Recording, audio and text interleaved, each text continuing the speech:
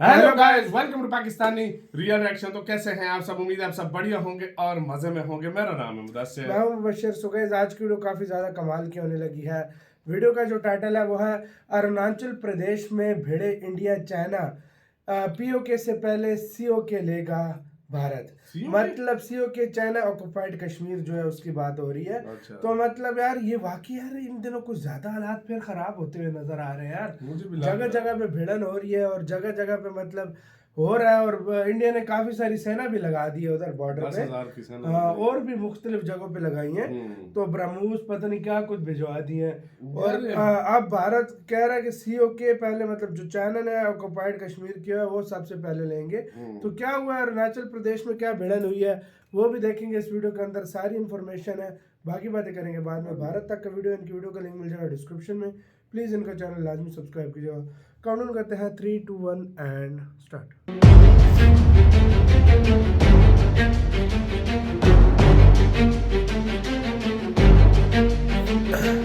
गलवान से लेकर तवांग तक भारतीय सेना के जाबाज जवानों ने जिस तरह से चीनी सैनिकों को धूल चटाई, उसे देख दुनिया दंग है। और ऐसे में चीन अपने जवानों का बदला लेने के लिए लगातार बयानबाजी कर रहा, भारत को उकसा रहा है। और ऐसे में एक बार फिर चीन ने एक विवादित बयान दिया है। कुछ और बोले। दरअसल कुछ दिन पहले पीएम मोदी अरुणाचल प्रदेश गए थे। उनकी इस यात्रा पर चीन ने आपत्ति जताई थी और अब तो उसकी सेना ने अरुणाचल प्रदेश को चीन के क्षेत्र का स्वाभाविक हिस्सा बताया है। चीन रक्षा मंत्रालय के प्रवक्ता कर्नल जांग ने कहा है कि जिजांग का दक्षिणी भाग चीन के क्षेत्र का एक अंतर्निहित हिस्सा है। चीन अरुणाचल प्रदेश पर दक्षिण तिब्बत के रूप में दावा करता है।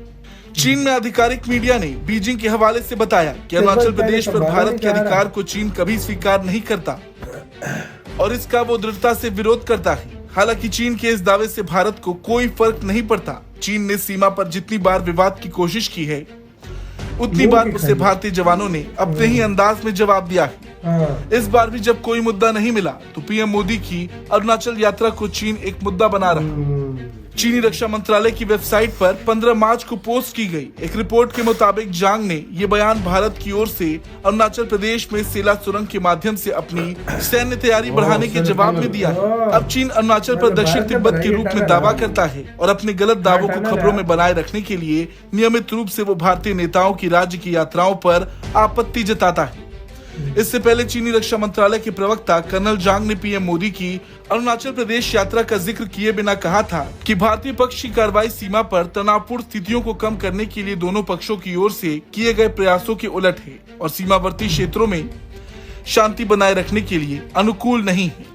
अब देखा जाए तो भारत ने अरुणाचल पर चीन के दावों को बार बार खारिज किया है। भारत ने ये बात हमेशा कही है कि अरुणाचल प्रदेश भारत का अभिन्न अंग है।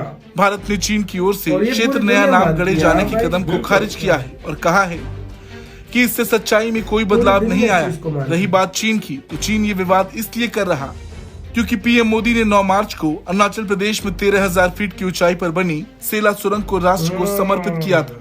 अब अगर देखा जाए तो ये सुरंग ही चीन के लिए सबसे बड़ा झटका है। ये तवांग को हर मौसम में कनेक्टिविटी प्रदान करेगी और इससे सीमांत क्षेत्र में सैनिकों की बेहतर आवाजाही हो सकेगी। उस क्षेत्र में जहां चीन से भारत का विवाद चलता आया है, वहां सेना और आसानी से पहुंच सकेगी और इसीलिए चीन बौखलाया हुआ है। खैर, चीन की बयानबाजी पर आपका क्या कुछ कहना है, कमेंट करके जरूर बताएं। ब्यूरो रिपोर्ट, भारत तक।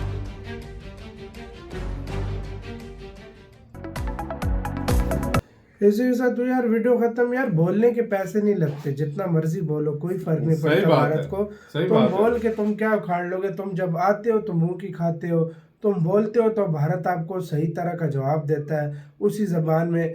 अभी टनल का क्या उद्घाटन हुआ, चीन को उधर मिर्ची लगी हुई है और चीन बयानबाजी मारा, वो हमारा बोलने को तो चांद भी भाई चीन का है, पूरी दुनिया चीन की है। बोले भाई, बोलने को क्या है भाई, उसके अंदर लालच। दुनिया का क्षेत्र के लिहाज से तीसरा देश मतलब चीन है। मतलब तीसरे नंबर में अमेरिका से भी बड़ा एरिया है मतलब इसका, जितना देखा जाए तो, जितना जिस तरह विकिपीडिया पे है। लेकिन इसकी लालच नहीं खत्म हो रही भाई यार। और ये पंगे भारत से क्यों ले रहा है?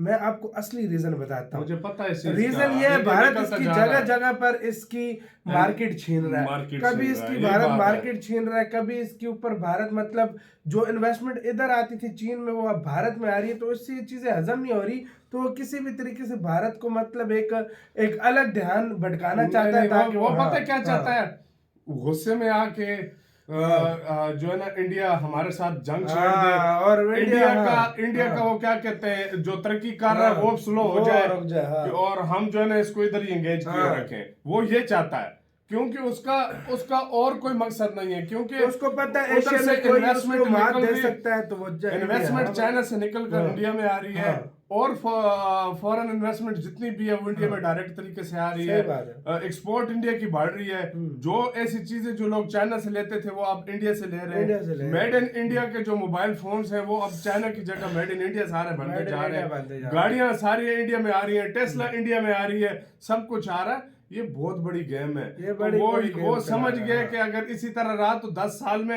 ये तो मेरा पता साफ कर देगा। इंडिया भी समझदार है, इंडिया भाई अब चुपचाप उधर अपना इंफ्रास्ट्रक्चर बढ़ाई जा रहा है, अपने आप को मजबूत कर रहा है, ताकि जैसे ही अगर वॉर होता है तो फौरन अपनी सेना वहां पहुंचे। देखो दूसरी बात, इंडिया इतना उसको भाव नहीं दे रहा, हर जगह पे उसको सुना देता है, और इस तरह ताकि लोगों को पता लगे कि चाइना भूली है।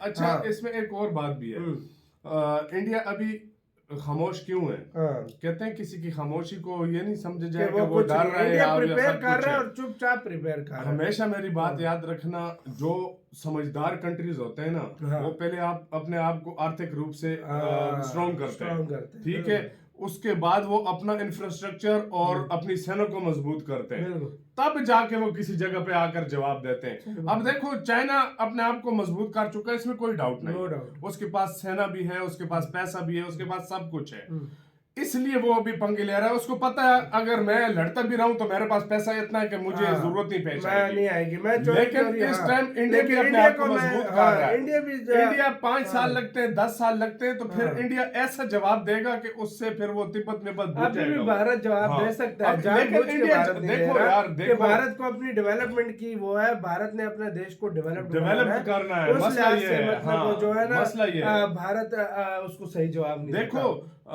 इंडिया अगर आज चाइना के साथ शुरू हो जाता है ना, चाइना तो डर भी जाएगा, सब कुछ भी हो जाएगा, लड़ेंगे भी, सब कुछ हो जाएगा, लेकिन इसका नुकसान चाइना को कम, इंडिया को ज्यादा होगा आर्थिक रूप से अगर देखा जाए। तो ये चीज है, भारत भी अभी फिलहाल चुप है, और जब टाइम आया तो चीन को, और नहीं जहाँ पर जवाब देना देता है उसी वक्त, और वो हमेशा चाइनी भाग कर ही गए, वो चाइनी जब भी चीनी आए बॉर्डर पे, उनको डंडों से क्या उनको रगड़ के मारा है, इतना मारा है इंडियन आर्मी ने, तो वो मार हमेशा खाते हैं, लेकिन पंगाल से बाज नहीं आते। आपका इसका कहना है, अपने कमेंट सेक्शन में अपना बहुत ज्यादा ख्याल रखना तो यार।